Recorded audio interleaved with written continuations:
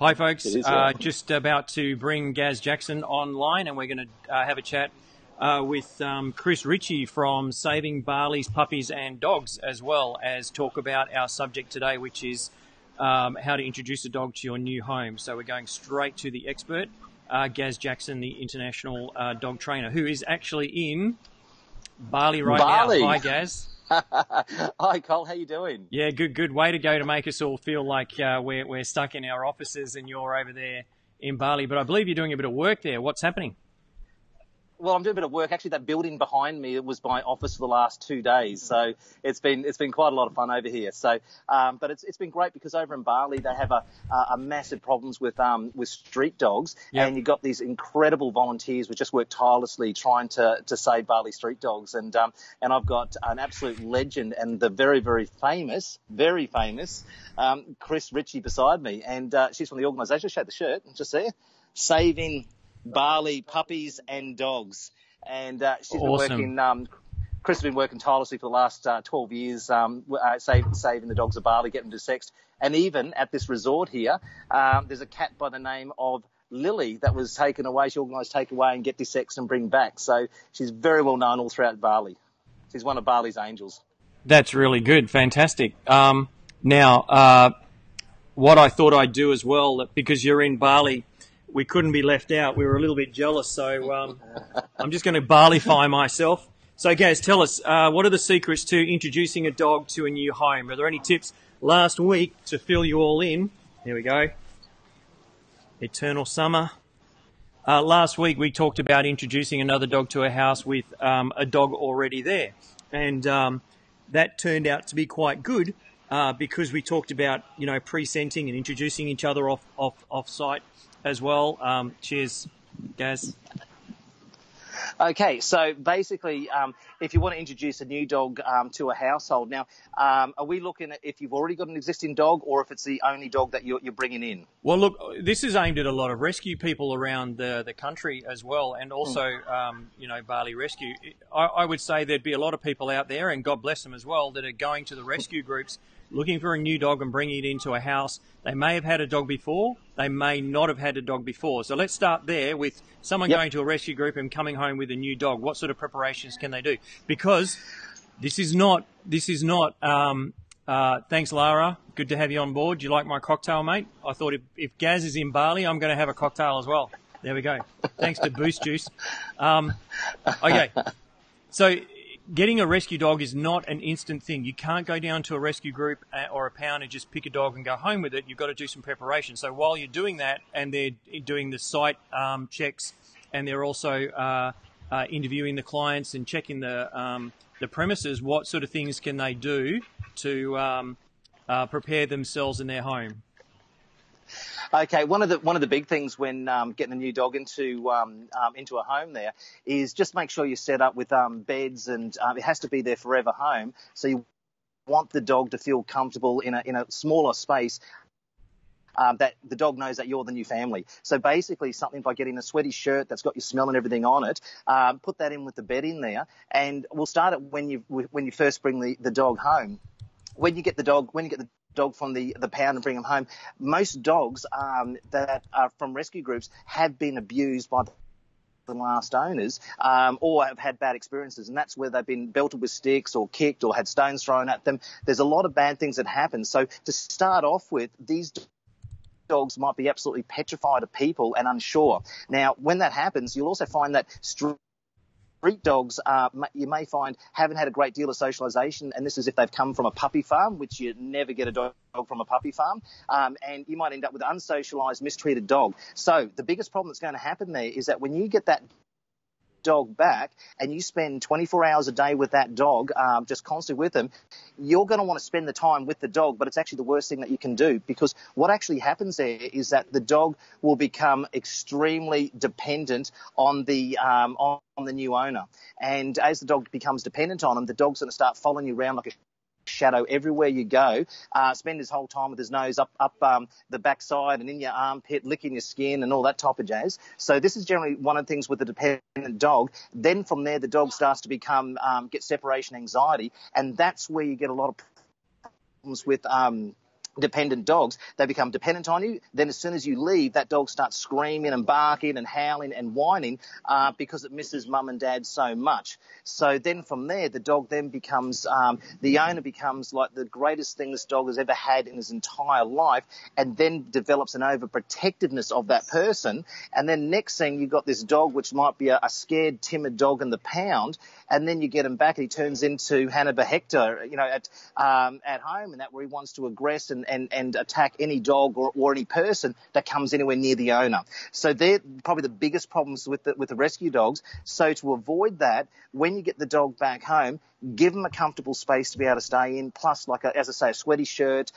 Make sure he's let him settle in for a few days, and don't take him outside the house for the time being. But from there, once they're in the house and the yard, make sure they stay outside overnight, or if they're kennelled in a like a transport kennel, so they can actually spend several hours on their own as well. So as well as you spending a few hours in the morning and afternoon with them, make sure the dog gets heaps of time on his own, so the dog becomes independent.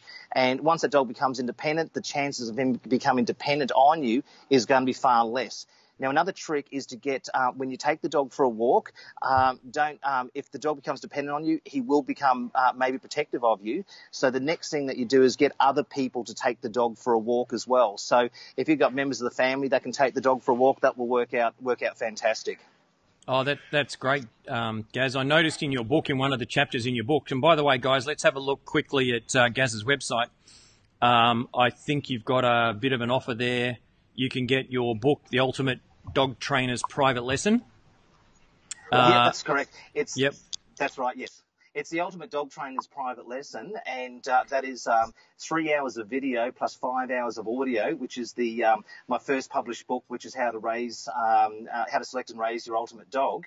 And there's a whole heap of tips and tricks from, teaching the dog to walk on a loose lead in 60 seconds. It's very easy, very quick, and also stopping the dog from jumping on you in one session. And there's a lot of different ways of training dogs, and that some just takes too long. This is straight to the point, fixes a problem instantly, and you can get great results very quick. Only $10, and it'll be the best $10 you'll ever spend. And people around the world have been purchasing with and having great success with the training. Fantastic, Gaz. That's really good. There's a link to that. It's actually a membership thing where you can go in and probably do the courses at your own time. Now, that's a good point. You also mentioned that you should not sort of feed the dog too close to the back door and get him excited about being near the back door, because that can lead to a bit of separation anxiety and barking. So what do you say in those sort of situations when you're feeding the dog? What's a good location? When you're feeding the dog, just change the location around a little bit. What generally happens is that the back door is the action capital of the house, and that's where the door opens and mum and dad magically appears. That's where the water is. That's where the food is. So you can have a beautiful yard, and the dog spends his entire life sitting at the back door waiting for that magic door to open. So what I'd recommend is that when you get them settled into the new place, take them for a walk around the property, around the backyard, put the water at, say, the back fence in the shade, and then when you go and feed the dog, take the feed out and feed the dog, say, in the shed or in the backyard. Just change the position around everywhere, so the dog becomes more independent and knows he's got to walk down to the backyard to get a drink, walk over here to get some food, and that way you're just taking the desire away from the back door. Because the other problems that happen is that when the dog becomes super dependent, they spend the whole time scratching and clawing at the back door and chewing things. And a lot of the time when they're at the back door, they will put their nose underneath the door, smelling the odour of their owners underneath the door, then licking the ground underneath it or slobbering water over it. And that moisture actually traps scent. So the dog spends the whole time there just gathering your odour. So that's why the importance of having an odour base for the dog outside. A sweaty shirt belongs to the whole family members, and then put that where the bed is, and that will help relieve it. Because everything you do with a rescue dog, he's had a bad experience, he hasn't had a good life, but you don't want to make him dependent. So you're trying to develop his confidence and get him independent, not develop his confidence and have him super dependent on the owner. Yeah, great points there, Gaz. Thanks very much for that. Now, we actually do deal with a lot of people that get barking dog complaints because their dogs are doing that exact thing. And then they've got no choice. The dog's been taught through we've got a bit of activity in the background there, I see. That's cool. The the dogs have got no choice. The owners have got no choice but to go out and let the dog in, which obviously reinforces that behaviour, and that exacerbates the barking issue. So that's correct. Yep. What we've got on our website. So what actually happens there is that the dog actually teaches the owner. It's sort of like when the dog grabs a sock, runs out in the backyard, and then gets the attention of the owner, and the owner runs around chasing the dog. So the dog realises that every time he gets a sock, he gets attention by the owner. So as far as where the dog barks and that, the reason the dog's barking is because it's dependent. If you don't make the dog dependent to start off with, it ain't going to happen to start off with, and then the dog's going to be fine. With all the dogs I've had all through the years, I've got them all conditioned to stay in kennel or stay in the backyard for long periods of time, and they are content to stay in the backyard all night without whinging and whining. Yet we never have the problem. We never see it. And when I see this problem hundreds and hundreds of times with clients and that, it's the same thing. And one of the big things which causes the problems is when they actually have the dog sleeping in the bedroom, which you should never have the dog in the bedroom. You never have the dog sleep in the bedroom because you upset the rank structure within the household, and that's the fastest way to make a dog super dependent on you. And then as a result, then next thing they'll be barking at the back door and whinging, and then you're going to let them in, and you're creating your own problems. Yeah, look, I get that. And it comes back to what we were talking about last week, and also when we first chatted a few weeks ago, that it all starts when you start introducing the dog to your home. Now, on the subject of barking, we do have bark collars on the website. We've put together a video where I'm showing the rangers who are studying for their Certificate 4 in animal management what to look for in a good bark collar and what to aim for, and we go into the temperament of the dog. So if anyone wants to pop onto the website and have a look at that for barking dependency issues, etc., then you are welcome to. I'm still learning how to drive this thing, so forgive me if I'm a little bit slow, but there we go. Okay, next one. I want to hear about crate training and when you can introduce that with a new dog coming from the pound. Okay, some crate training is also a wonderful thing. It's not only good to condition the dog for toilet training, but it also gives the dog its own little, safe space and that. So if you get a rescue dog or a young puppy to the house, when that dog gets into the house, it's Disneyland for the dog. There's so many smells and things there. He's going to run around like a crazy thing, and he's going to go in the bedroom, poop on the floor or poop behind the couch, run their pee on the fridge, and all these things that dogs do because the dog doesn't know the area, and that house is his own world. And it's like, or his entire world. It's like when you have a dog in a kennel. They poop here, they go to the toilet, they eat here, and they sleep there, all within 10 feet of each other. So what you do is that you create an area where the dog can go to the toilet outside. And I'll just go through the toilet training with that as well. That when the dog goes to the toilet outside there, don't clean up the poop, just scoop it up and stick it in the back corner where you want the dog to go. And if you put other odours, like the blokes can have a pee there as well. What happens, the dog will go back to that area, sniff where your pee is and where his smell is, and generally they just stay in that area. Now, the crate training, when you put the crate inside the house, what actually happens there is that you leave the dog in the crate overnight, and the dog gets used to being on his own and also has that safe space with a sweaty shirt and everything in there. And the advantage of it is that when the crate is in a high traffic area of the house, the dog's in the house, he's calm and he's relaxed. So he's not running around like a crazy thing, but he's watching everything that's going on. He's watching mum and dad, he's seeing the TV, he's getting used to all the smells and that. So you slowly condition him for the house, and then when you eventually take him out of the crate, he's quite happy just to relax in the house. From there, when you take him out of the crate for a couple of hours, you then take him outside. He goes to the toilet, you repeat a word like pid or toilet or whatever it is, and then he gets the idea right from the start. No accidents at all, where he stays in the crate overnight. You let him out, he goes out to the toilet. After he goes to the toilet, you bring him inside the house again. And that's the fastest way to toilet train a dog and get the dog nice and calm in the house. That's really awesome, Gaz. Thanks very much for that. So what we've covered so far is that if you bring a dog home, you should try and make it a nice experience and realise the dog, if it's coming from a rescue group, that the dog may have some issues in the past. Use your own shirt. I would recommend actually dropping some of your scented clothing off to the rescue group so the dog can associate with that.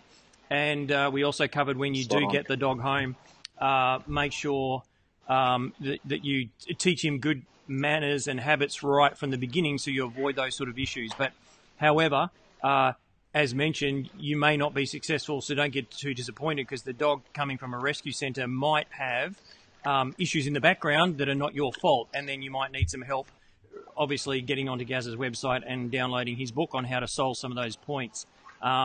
So that's really good. Look, we've had a couple of questions. Lara, I'm not sure if that's a question for today, but how do I stop my dog from licking me? I would say make yourself taste really bad, and that might help. I'm not being funny either. Cheers, Gaz. I'm just having a cocktail. This is Boost Juice, by the way, folks. Thanks for Boost Juice. This show has been sponsored by Boost Juice today. By Boost Juice, okay. We paid for it, though. All right. Okay. Yeah, All right. So, licking okay. So the licking thing is also a problem with a dependent dog. And what actually happens there is that when the dog's dependent on the owner, they'll always stick their nose right up in your groin, in your armpit, and lick your skin, like your hand, your legs, and all that type of stuff. So they try to get the maximum odor base all the time. So they're just constantly licking all the time. So when you actually we actually can use a correction with, say, a check chain or a collar. But what we do is that if you've got a dog that's constantly lick like this, then I'll pat the dog over the head, say, you're a good fella. And the moment the tongue comes out and starts licking, then I just pop a very, very tiny correction and go, not hard, just a little so it's uncomfortable. Then from there, you might only need like 2 or 3 of them, and you've marked the behaviour instantly. And after about 3 or 4 little corrections, maybe 2 sessions, the problem's fixed. So it's a very, very easy, very quick one to fix. But again, and when the dog's licking, sometimes you need the underlying problem that if it is because dependency, in most cases you break dependency and you've sorted out the licking, you've sorted out the barking, you've sorted out the agitation, anxiety. All this is on that download. So get the underlying problem there and you can resolve a lot of problems. That's fantastic, Gaz. Hey, look, whilst we've got Chris there, Chris, do you want to jump in and tell us a little bit about Bali Street Dogs? I've got a couple of images. I'll see if I can bring those up. And we can overlay those. But where do you guys help the most? And do you do sterilisation programs like CNR? I know there's trap, neuter, and release for cats. Do you guys do that sort of thing? Yeah, there's quite a lot of us over here. There's a friend of mine started up Bali Pet Crusaders, which is a mobile sterilisation unit. Yep. Oh, hang on. Can you hear okay? Yeah, just get a bit close to the microphone. Okay. Okay, there we go. That's it, yeah. Okay, yeah, sorry. Bali Pet Crusaders is an awesome organisation here. Mobile sterilisation. They're so busy, they're booked months in advance. It's very cheap. You can make donations on their website as well, because the main problem here is the lack of sterilisation in the dogs. And constantly, every day, we're getting bags of puppies thrown away. Oh, my goodness. And dumped breeding. Now there's so many breeding dogs here, as in Western breeds, kept in cages. They don't look after them well, and then when they get sick, they throw them away as well. They have no real education about animal welfare, which other organisations here are working on, i.e. BAWA. But myself, I've been looking after street dogs for 12 years, feeding them daily, getting them sterilised, vaccinated, trying to find them homes when possible, which is also very difficult. But, wow. all we can do is just keep trying. I mean, it's just a daily thing. Yeah, because I think I don't know what the correct word is, mate, but the general attitude towards dogs is a little bit different in Eastern cultures than Western cultures. And it's great to see people over there doing these things and helping out. And education, I think, is very big as well. Hats off to you guys for doing such a great job there. Some of the photos now, when we go to Bali, sometimes we'll see, you should be able to see my images. 1 second. We'll see dogs that have that sort of skin condition. Can you fill us in a little bit more about that? Has anyone watching experienced these sort of conditions on dogs? The skin conditions is more than likely either mange or demodex, which is very easily fixed. Another thing, education for the locals, they don't understand it. But yeah, I mean, now we're getting a lot of donations coming in from Australia, from tourists, etc., with NextGuard, Bravecto, Simparica, which is very hard, which makes it very easy to treat the street dogs, because some of them we can't touch, but we can put the medications in their food. So good point. I mean, it's a really simple thing to fix, and with the education of the locals, if they use coconut oil, rub it in the skin. That's very good as well. And another thing, the Australian tourists are always asking how they can help the Bali Street Dogs, and some of them wanting to bring pet food over from Australia. Don't do that. The dogs don't like the food from Australia. They don't eat it. So what you're better off doing, get on over to Bali, buy a bucket load of food, and then get onto Chris through a Facebook page, and then you can organise to donate the food or cash there, and it's 100% of it goes straight to feeding the dogs in Bali. Kate's out there every day on the front line, and not only the dogs and puppies, and but also the cats as well, as we've seen with Lily at the resort here. So she does an absolute amazing job. So if you can do it, cash, pet food, or the other way to do it is that you can actually go to the Facebook page and organise to pay her vet bills, because Kate actually... Phenomenal. Oh, yeah, it's Chris. Sorry, Chris. So Chris actually has some massive bills to pay with the vets and that. So help with the vet bills will also make a big difference as well. That's excellent. Okay, guys. Well, look, thanks very much for that, Gaz. That's really good. I'll let you get back to the pool. I'm going to get back to my pool. Okay, I had to bribe everyone with a bintang if they all behaved themselves. I said, look, if you all behave yourself, I'll shout you all a bintang. And, it would have been better if they hadn't. About two or three that. Okay, I'll just give a cheer from Bali. I'll just see who's over here. Can we get a cheer from Bali? This is for Australia. Yay! For Australia, it's live across Australia. There we go. Bintang. Okay. So I've got to head back to my office. Yeah, which is the other side of the pool. Yeah. on the other side of the pool, which is just right that building right there.